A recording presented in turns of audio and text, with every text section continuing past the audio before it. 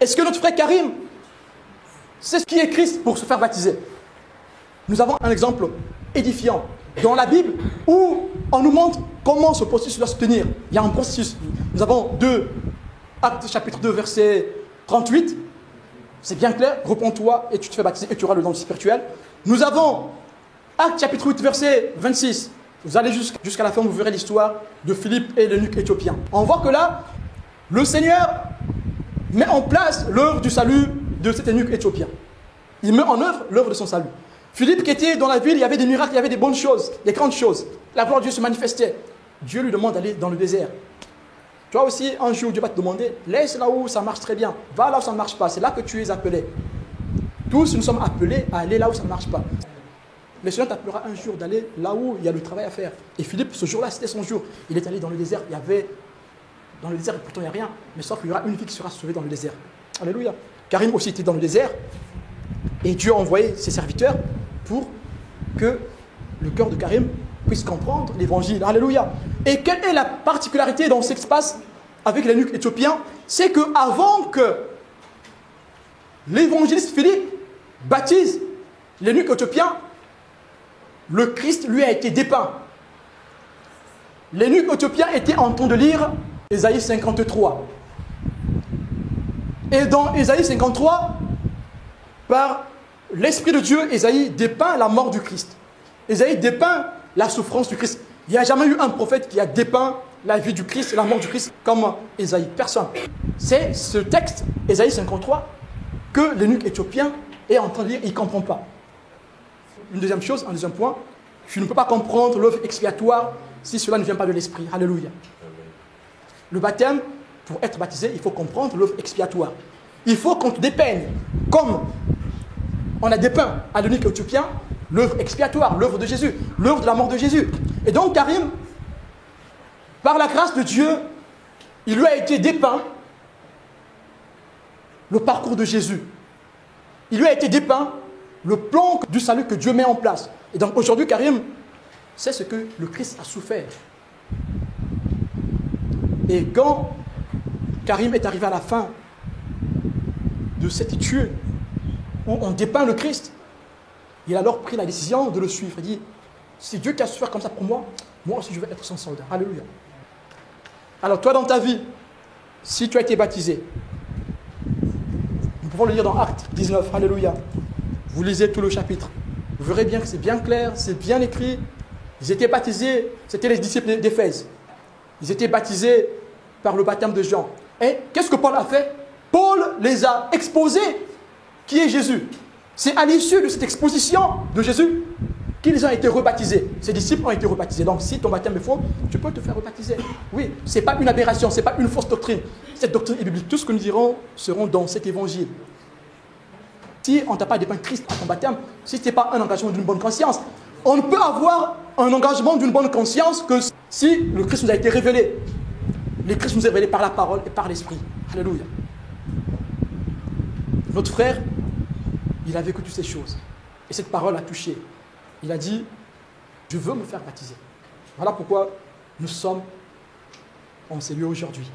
Je vais laisser la place à Karim. Tout d'abord, avant, je ne connaissais pas Dieu.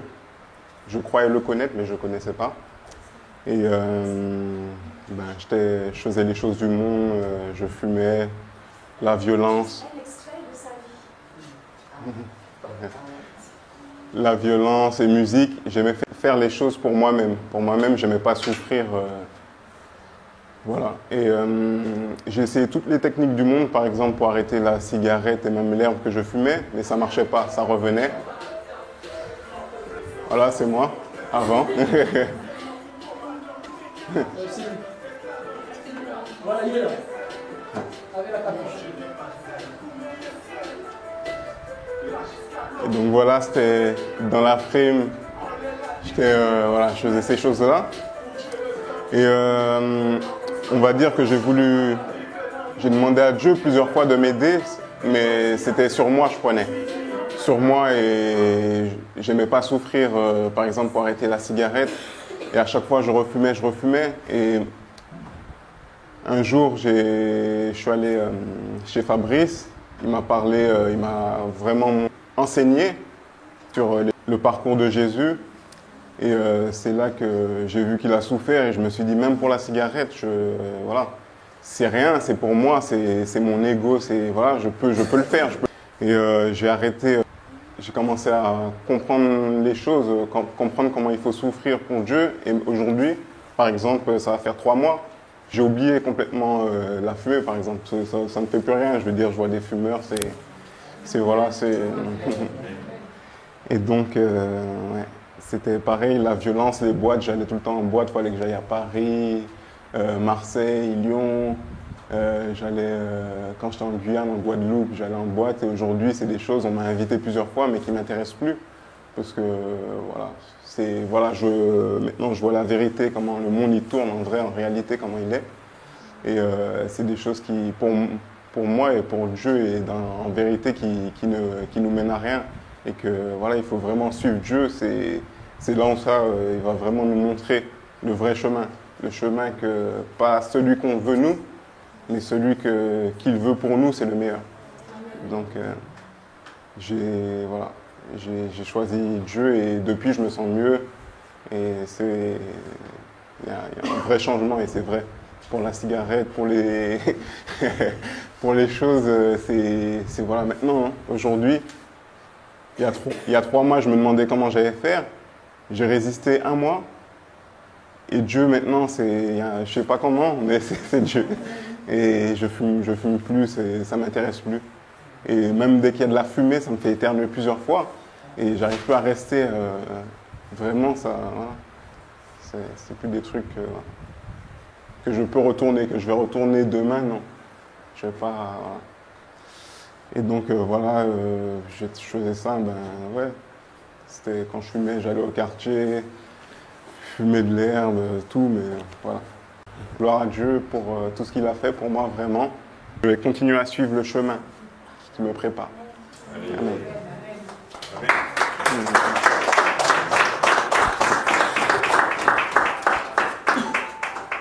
Nous allons demander à ceux qui sont consacrés dans le Seigneur de tendre leurs mains vers Karim pour prier pour ceux qui sont consacrés dans le Seigneur. Alléluia. J'ai commencé par, on lui a exposé le Christ et j'ai laissé qu'il continue la partie, il s'est repenti. Donc, il vient de le dire. Donc, pour être baptisé, il faut qu'on t'expose le Christ, que tu le comprennes, que tu l'assimiles et que tu acceptes de faire un avec la parole de Dieu. Et cela t'éclaire, t'ouvre les yeux sur ta vie, tu pleures sur ta vie. Voilà, tu obéis au psaume 32 de David qui pleure, qui dit que tant que je n'ai pas accompli mon péché, j'étais consumé en moi. Donc il est passé par ce chemin, il s'est humilié devant le Seigneur et le Seigneur l'a restauré.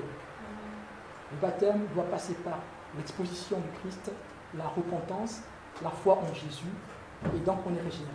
Donc avant qu'il ne rentre dans les eaux du baptême, il est régénéré. Karim, c'est un enfant de Dieu. Alléluia. L'Esprit de Dieu habite dans son fort intérieur. Maintenant, l'étape suivante après le baptême sera l'étape du baptême du Saint-Esprit. Car cet acte est bien différent de l'acte de la régénération. Il y en a aussi dans la Bible, nous avons des exemples dans Acte 10, où les disciples, Pierre, avec d'autres disciples, vont chez Corneille, ils prêchent, pendant qu'il expose le Christ à Corneille et à ses amis et toute sa famille, le Saint-Esprit intervient dans la vie des auditeurs et tout le monde est rempli de l'Esprit. Alors comment allons-nous refuser le baptême d'eau à ceux qui sont remplis du Saint-Esprit? Et ils ont donc été baptisés dans l'eau.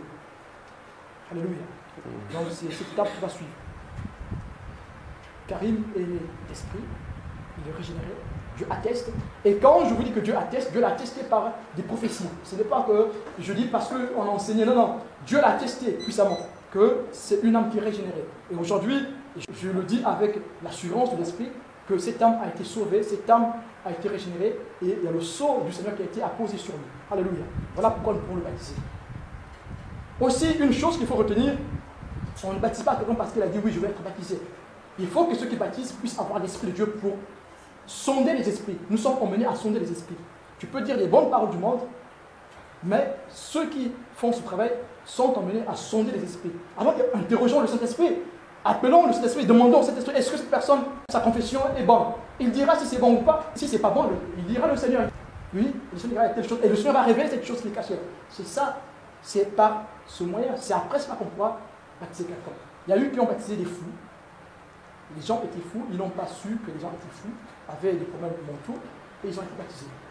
Il y en a qui ont manifesté les dons spirituels, tandis qu'ils étaient habités par les démons. Comment peut-on manifester et parler en langue, tandis qu'on n'a pas notre vie en règle? Alléluia.